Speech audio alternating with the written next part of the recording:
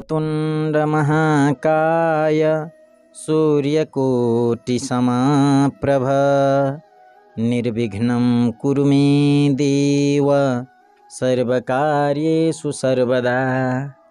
परम मंगलमय भगवान प्रभु परमात्मा श्री बालकृष्ण प्रभुलाई प्रणाम गर्दै उहाँकै प्रत्यक्ष वाङ्मय प्रतिमूर्ति श्रीमद्भागवत महापुराणलाई प्रणाम गर्दै साथै ज्ञानमार्ग टिभीको माध्यमद्वारा हामीलाई सुनेर सहयोग पुर्याउनु, हामीलाई सुनेर साथ दिनुहुने सम्पूर्ण श्रद्धालु भक्तजनहरूलाई म वेद प्रकाश भट्टराईको तर्फबाट नमन गर्न चाहन्छु। स्वीकार्नुहोस्। जय श्री राधे, जय श्री कृष्ण।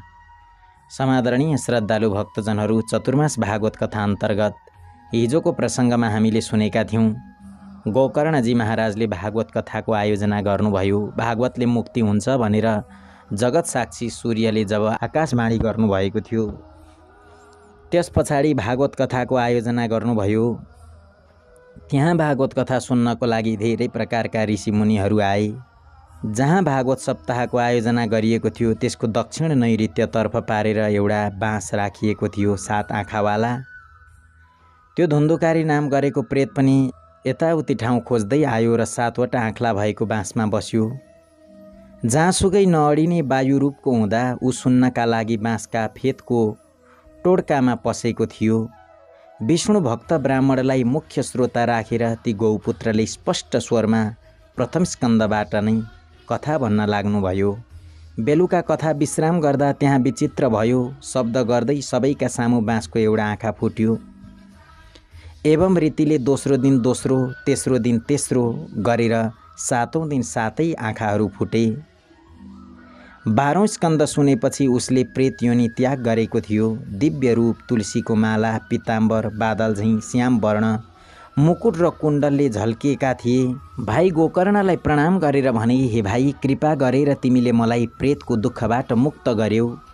प्रेतको दुःख मेटाउने भागवतको कथा धन्य छ र कृष्ण लोकको फल दिने सप्ताह पनि धन्य छ।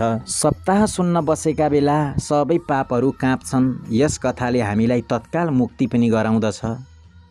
आगाले काँचो सुकेको सानो ठुलो समिदा डढाए झैं बोली र कर्मले उत्पन्न सबै पाप सुन्दै डढाउँदछ। भारतवर्षमा कथा नसुनेका मानिसको जन्म व्यर्थ हुन्छ भनी विद्वानहरूले देवसभामा भनेका थिए। मोहवश यस शरीरलाई जतिसुकै हृष्टपुष्ट पार्दै सिङ्गारे पनि भागवत कथा नसुनिकन केही लाभ छैन। हाडका खम्बा, नसाको जुइना, मांस रक्तको लेपनमा चर्मको खोल, दुर्गन्धी मलमूत्रको घर, बुढ्यौली शोकले पीडित, रोग दुःखले व्याकुल, खाँचो पुरा नहुने, थाम्न गाह्रो, दोष भएको अस्थायी, अन्त्यमा किरा लाग्ने, कुहिने, खरानी हुनेलाई शरीर भनिन्छ। अस्थिर शरीरले स्थिर कर्म कसरी गर्नु? बिहान पकाइएको जुन अन्न बेलुका बिग्रन्छ त्यसकै रसले पोसिएका शरीरमा स्थायित्व के हुन्छ? सप्ताह श्रवण गर्दा लोकमा हरि नजिकै प्राप्त हुन्छन्। त्यसैले दोष मुक्त हुने साधन यही नै हो। कथा सुन्नबाट वञ्चित जीव पानीका फोका र मच्छर जस्ता केवल मर्नकै लागि जन्मेका हुन्। कथा श्रवणले सुखा निर्जीव बाँसको आँखलो गाँठो फुट्छ भने चित्तको गाँठो फुक्दा किन अचम्म हुन्छ र? सप्ताह श्रवण गर्दा हृदयको आँखला गाँठो फुट्छ र सबै संशय नाश हुन्छन् र सबै कर्म क्षीण हुन्छन्। विद्वानहरू संसार रूपी हिलो लागेको सफा गर्न सक्षम कथाहरू तीर्थमा रचेका चित्तले नै मुक्ति पाउँछन् भन्छन्। यस्तो भन्दै गरेका बेला त्यहाँ वैकुण्ठवासीहरू भएको विमान चारैतिर उज्यालो गर्दै आयो। सबैले देख्दा देख्दै धुन्धुली पुत्र विमानमा चढे। विमानमा विष्णु भक्तहरूलाई देखेर गोकर्णले भन्न लागे, यहाँ हाम्रा अनेकौं पवित्र श्रोताहरू छन्। उनीहरूका लागि तिमीहरूले अरू विमान किन ल्याएनौ? सबैले समान रूपले यहाँ कथा सुनेको देखिन्थ्यो। हे हरिभक्तहरू, किन फलमा यस्तो भेद? सबै कुरा बताऊ। श्रवणका भेदले नै फलभेद यहाँ भयो। सबैले सुनेका त छन्, त्यस्तो मनन गरेका छैनन्। हे मानिसहरू, भजन गरेर पनि फलभेद त्यसमै भएको हो। प्रेतले 7 रात उपवास रही श्रवण गरेको छ र उसले उस्तै स्थिर चित्तले खूब मनन गरेको थियो। अधैर्यले ज्ञान नाश, अल्छ्याइले श्रवण नाश, सन्देहले मन्त्र नाश र चित्त भड्किँदा जप नाश हुन्छ। वैष्णवहीन देश अपात्रले श्राद्ध, अश्रोत्रियले दान एवं आचारहीनले कुलनाश हुन्छ। गुरु वचनमा विश्वास, आफूमा दीनताको भाव, मनमा दोषमाथि विजय र कथामा एकाग्र मन इत्यादि नियम गरे मात्रै श्रवणको फल हुन्छ र कथा सुनेपछि पक्कै सबैको बास वैकुण्ठमा हुनेछ। हे गोकर्ण, तिम्रो गोलोक स्वयं गोविन्दले दिन्छन्। यसो भनेर हरिकीर्तन गर्दै ती सबै वैकुण्ठ गए। त्यसै गरी साउन महिनामा फेरि गोकर्णले कथाको आयोजना गर्नुभयो र कथा वाचन गर्नुभयो। सप्तरात्रिको नियमले तिनीहरूले फेरि कथा श्रवण गर्नुभयो। हे नारद, कथा सकिँदा जे भयो त्यो पनि सुन। भक्तहरू र विमानसँगै हरि प्रकट हुनुभयो। त्यहाँ त्यसबेला जय जयकार र नमस्कार धेरै भएको थियो। स्वयं हरि खुसी भई त्यहाँ पाञ्चजन्य शङ्खलाई बजाउनु भयो अनि गोकर्णलाई आलिङ्गन गरेर आफू जस्तै बनाउनु भयो। क्षणमै अन्य श्रोताहरूलाई मेघ झैँ श्याम वर्ण, पीताम्बर लगाएका र किरीट कुण्डलले सजिएका बनाए। त्यस गाउँका कुकुर, चाण्डाल आदि जुन प्राणी थिए ती पनि गोकर्णका कृपाले सँगै विमानमा राखिए। जहाँ योगीहरू जान्छन् गोपवल्लभका त्यही हरिलोक। गोलोकमा गोपालसँग गोकर्णजीले तिनलाई पुर्याए। कथा सुनेर प्रसन्न भई भक्तवत्सलले गोकर्णलाई लगे। उहिले अयोध्यावासीहरू जसरी श्रीरामसँग गए उसरी नै कृष्णले योगी दुर्लभ गोलोकमा तिनलाई लगे। जहाँ सूर्य, चन्द्र र सिद्ध गणको कहिले गति हुँदैन, उनीहरू श्रीमद् भागवत कथा सुन्दा त्यही लोकमा गए। सप्ताह श्रवण गर्नाले जुन उज्जवल फलहरू सञ्चित हुन्छन् ती विषयमा अहिले के भनौँ। जसले आफ्ना कानले गोकर्णको कथाका अक्षर पान गरे तिनले फेरि माताको गर्भमा आउनु पर्दैन। वायु, जल र पात खाएर शरीर सुकाउनाले, धेरै समय घोर तपस्या गर्नाले र योगाभ्यासले पनि यो गति प्राप्त हुँदैन, तर सप्ताह गाथा श्रवण गर्नाले त्यही गति सहजै प्राप्त हुन्छ। यो परम पवित्र इतिहास चित्रकूटमा बसेर मुनीश्वर साण्डिल्यले ब्रह्मानन्दमा मग्न हुँदै पढ्दछन्। यो अति पवित्र आख्यान एकपटक श्रवण गर्नाले सबै पापराशि भस्म हुन्छ। श्राद्धमा पाठ गर्दा पितृलाई तृप्त गराउँछ र नित्य राम्ररी पाठ गर्नाले पुनर्जन्मबाट मुक्ति प्राप्ति हुन्छ भनेर यहाँ वर्णन गरियो। तब देवर्षि नारदले सोध्नुभयो, गुरुजी, भागवत कथा श्रवण गर्ने विधि नियमको बारेमा पनि मलाई केही बताइदिनुहोस्। तब सनकादि कुमारहरू भन्नुहुन्छ, अथ ते सम्प्रवक्ष्याम सप्ताह श्रवणे विधिं सहायैर्वसुभिश्चैव प्रायसाध्यो विधि स्मृतः। अब म तिमीलाई सप्ताह श्रवणको विधि भन्छु। यो विधि सबैको सहयोग र धनले साध्य रहेको छ। पहिले त भागवत कथा लगाउनेवाला व्यक्तिले ज्योतिषीलाई बोलाएर यत्नपूर्वक सोधेर विवाहको जसरी नै धनको व्यवस्था गर्नुपर्छ। भदौ, असोज, कार्तिक, मङ्सिर, असार र साउन यी महिनामा थालेको कथा श्रोताको लागि मोक्षदायी हुन्छ भनेर वर्णन गरिएको छ। हे विप्र, महिनाहरूमा हेय मानिएका सर्वथा त्याग्नुपर्छ र अरू उत्साहीहरूलाई सहायक बनाउनु पर्दछ। फेरि देश देशान्तरसम्म प्रचार गर्नुपर्दछ र सबैलाई सपरिवार कथा श्रवण गर्न निम्ता दिनुपर्छ।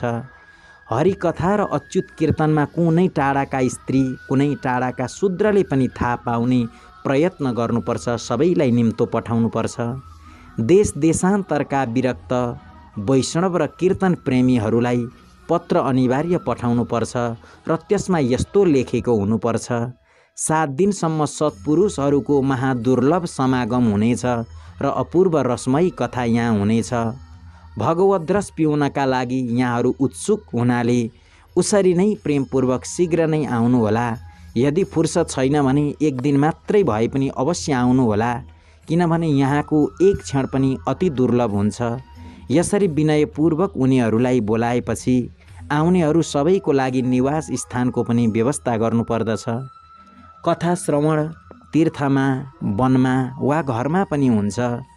ठाउँ जहाँ फराकिलो छ त्यहीँ कथास्थल राख्नुपर्छ। भूमिको शोधन, मार्जन र लेपन गरी धातुले चौकी बनाउनुपर्छ। घरका सामग्री कुनामा राख्नुपर्छ।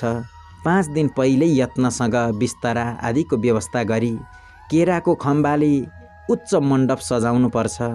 त्यसलाई चारैतिर फल फूल पत्र र चन्दुवाले सजाएर चारैतिर ध्वजा आदि धेरै वस्तुले सजाउनुपर्छ।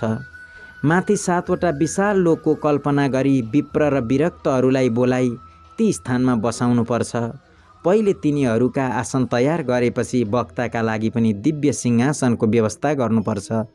वक्ता उत्तरमुख भएमा श्रोता पूर्वमुख हुनुपर्छ र वक्ता पूर्वमुख भएमा श्रोता उत्तरमुख हुनुपर्छ, अथवा पूज्य पूजक मध्येको पूर्वाभिमुख जान्नुपर्छ।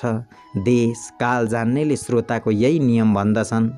विरक्त विष्णु भक्त वेद शास्त्रको अर्थ जान्ने, दृष्टान्त दिने, धीर र निष्प्रिय विप्रलाई वक्ता बनाएर राख्नुपर्छ। पण्डित भए पनि अनेकौं धर्ममा भ्रमित, स्त्री लम्पट र पाखण्डी सुखशास्त्र वाचनमा वर्जित हुन्छन् भनेर यहाँ वर्णन गरियो। वक्ताका छेउमै सहयोगी उस्तै एक विद्वानलाई राख्नु पर्दछ। ती पनि सबैलाई सम्झाउन सक्ने सक्षम हुनुपर्छ। मुण्डन गर्ने हुँदा कथाभन्दा अघिल्लो दिन नै मुण्डन गरेर व्रत गर्नुपर्दछ। कथाको शुभारम्भ भएपछि मुण्डन आदि इत्यादि गर्न मिल्दैन। सन्ध्यादि नित्य कर्म संक्षेपमा गरी विघ्न निवृत्तिका लागि यत्नपूर्वक गणेशको पूजा गर्नुपर्छ। पितृगणको तर्पण गरी प्रायश्चित्त गरेर मण्डल बनाएर त्यहाँ हरिलाई स्थापित गराउनुपर्छ।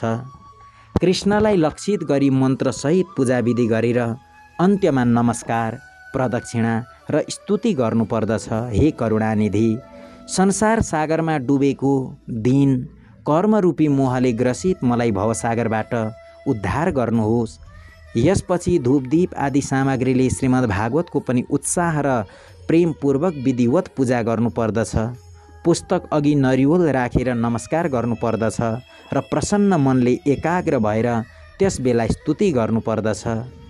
यी श्रीमद् भागवत नामका साक्षात् कृष्ण नै हुन्। हे नाथ, भवसागरबाट छुट्न म तिम्रै शरणमा छु। मेरो यो मनोरथ विघ्न बाधा नपारिकन हजुरले सफल पार्नुपर्छ। हे केशव, म हजुरको दास हुँ। यसरी बिन्ती पुकार गरेर वक्ताको पूजा गर्नुपर्छ। सुन्दर वस्त्राभूषणले सजाएर पूजापछि स्तुति गर्नुपर्छ। हे सुखरूप, कुशल बुद्धिदाता, सर्वशास्त्र ज्ञाता, यस कथालाई प्रकाश पार्दै मेरो अज्ञान हटाइदिनुहोस् अनि आफ्नो कल्याणका लागि खुसी हुँदै नियम ग्रहण गरेर 7 दिन त्यो यथाशक्ति पालन गर्नुपर्दछ। कथामा विघ्न नपरोस् भन्नका लागि 5 ब्राह्मणहरूलाई वरण गरेर द्वादशाक्षरको मन्त्रको जप गर्न लगाउनु पर्दछ। ब्राह्मण अरू विष्णु भक्त र कीर्तन समूहलाई नमस्कार र पूजा गरी आज्ञा लिई स्वयं आसनमा बस्नु पर्दछ। लोक सम्पत्ति, धन, घर र पुत्रादिको चिन्ता छोडेर शुद्ध चित्तले कथामा ध्यान दिनेले उत्तम फललाई प्राप्त गर्दछ भनेर श्रीमद् भागवतमा वर्णन गरिएको छ। बुद्धिमान वक्ताले सूर्योदयबाट कथा वाचन गर्न थालेर 3:30 पहरसम्म स्पष्ट पार्दै कथा भन्नुपर्दछ। दिउँसो 2 घडी कथा बन्द गरेर विष्णु भक्तहरूले त्यही कथाको प्रसङ्ग मिल्ने गरी कीर्तन गर्नुपर्दछ। मलमूत्र नियन्त्रणका लागि हलुका भोजन गर्नुपर्दछ। कथा सुन्नेले हविष्यान्न 1 छाक खानुपर्दछ। यदि शक्ति भए 7 दिनसम्म केही नखाई पनि बस्न सकिन्छ, कथा सुन्न सकिन्छ। यदि त्यसरी कथा सुन्न सकिएन भने घिउ वा दुध मात्रै खाएर सुखले कथा सुन्नु भनियो। यदि घिउ र दुध खाएर पनि कथा सुन्न सकिँदैन भने फलाहार गरेर भए पनि कथा सुन्ने, 1 छाक भोजन गरेर भए पनि कथा सुन्ने, जस्तो सुविधा हुन्छ त्यसै अनुसार कथा श्रवण गर्नुपर्दछ। 1 छाक भोजनले पनि भएन भने 2 छाक भोजन गर्नुहोस्, तर कथालाई सुन्नुहोस्। कथा श्रवणमा भोजन पनि ठिकै नै भन्छु। उपवासले कथामा यदि बाधा दिन्छ भने त्यो राम्रो हुँदैन। हे नारद, सप्ताह व्रत लिनेको नियम सुन। जसले भगवान प्रति विश्वास गर्दैन, भगवान प्रति आस्था छैन, भगवानलाई मान्दैन भने उसलाई कथा सुन्ने पूर्ण अधिकार छैन भनेर यहाँ वर्णन गरिएको छ। नियमित कथा सुन्नेले सधैँ ब्रह्मचर्यमा रही सकेदेखि भुइँमा सुतेर नभए शुद्ध वस्त्रहरू ओछ्याएर खाटैमा सुतेर भए पनि कथालाई नियमले सुन्नु पर्दछ। नियमित कथा सुन्ने भक्तहरूले सकेसम्म दाल, मह, तेल, गरिष्ठ अन्न, दूषित पदार्थ, बासी अन्न यस्ता सबै त्याग्नुपर्छ भनेर यहाँ बताइयो। नियमित कथा सुन्नेले काम, क्रोध, मद, मान, मत्सर, लोभ, दम्भ र मोह द्वेषलाई पर हटाउनुपर्छ। नियमित कथा सुन्नेले वेद, वैष्णव, ब्राह्मण, गुरु, गोसेवक, स्त्री, राजा र सज्जनको निन्दा कहिल्यै पनि गर्नु हुँदैन। नियमित कथा सुन्नेले सत्य, शौच, दया, मौन, सरलता, विनय र उदारताको व्यवहार गर्नुपर्छ। निर्धन, क्षयरोगी, अन्य रोगी, भाग्यहीन, पापी, पुत्रहीन, रजु धर्महीन, बन्द्या, गर्व र सन्तान खेर जाने नारीले पनि ध्यान दिएर यो श्रीमद् भागवत महापुराणको कथा सुन्नु पर्दछ। यी सबैले विधिवत सुनेपछि अक्षय फल प्राप्त गर्छन्। यसले करोडौं अत्युत्तम यज्ञको फल प्राप्त हुन्छ भनेर यहाँ वर्णन गरियो। यसरी व्रतविधि गरेपछि उद्यापन गरिन्छ। फलको आशा गर्नेहरूले जन्माष्टमी व्रत चाहिँ उद्यापन गर्नु पर्दछ। विरक्त भक्तबाट उद्यापनको आग्रह हुँदैन, किनकि ती निष्काम हुनाले श्रवणले नै पवित्र हुन्छन्। यसरी सप्ताह यज्ञ पूरा भइसकेपछि श्रोताहरूले पुस्तक र वक्तालाई अति भक्तिपूर्वक पूजा गर्नुपर्दछ। वक्ताले श्रोतालाई प्रमाद, तुलसीमाला दिँदै मादल आदिका तालमा राम्रो भजन कीर्तन गर्नुपर्छ। जय जयकार, नमस्कार र शङ्ख ध्वनिको घोष गर्दै ब्राह्मण याचकहरूलाई धन, अन्न आदि इत्यादि दिनुपर्छ। श्रोता विरक्त भए कर्मको शान्तिका लागि भोलिपल्ट गीता पाठ र गृहस्थ भएमा हवन गर्नु राम्रो हुन्छ। यसमा दशम स्कन्दका प्रत्येक श्लोकले खीर, मधु, घृत, तिल र अन्न आदिले आहुति दिनुपर्छ अथवा एकाग्र चित्तले गायत्री मन्त्रले हवन गर्नुपर्छ। तत्त्वतः यो पुराण उनै गायत्रीको स्वरूप हो। होम गर्ने शक्ति नभए त्रुटिहरू निवारण र फल प्राप्त गर्न हवन सामग्री ब्राह्मणलाई दान गर्नुपर्दछ। दोष शान्तिका लागि सहस्रनाम पाठ गर्नुपर्छ। यसले सबै सफल हुन्छ। योभन्दा ठुलो अरू केही पनि छैन। 12 ब्राह्मणलाई खीर र मधुसहितको भोजन दिनुपर्छ र व्रत पूर्तिका लागि गाई र सुनदान गर्नुपर्छ। सकेदेखि सुनको सिंहासन बनाई त्यसमा सुन्दर अक्षरमा लेखेको पुस्तक राखेर आवाहन, वस्त्र, आभूषण, गन्ध आदि उपचारले राम्रो पूजा गरी दक्षिणासँगै पूज्य संयमित आचार्यलाई दिएर संसारको बन्धनबाट सज्जन मुक्त हुन्छ।